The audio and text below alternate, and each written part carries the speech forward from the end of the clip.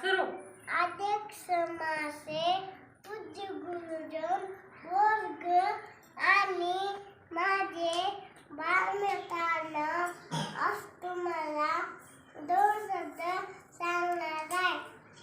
ते तुम्ही शांत चित्ताने ऐकून घ्यावे अशी मी विनंती करते. महात्मा ज्योतिबा फुले यांचा जन्म 3 जानेवारी 1827 रोजी झाला. त्यांनी पुण्यात पहिली शाळा काढून शिक्षणाची मिळवली. त्यांनी महिलांच्या उन्नतीसाठी कार्य केले.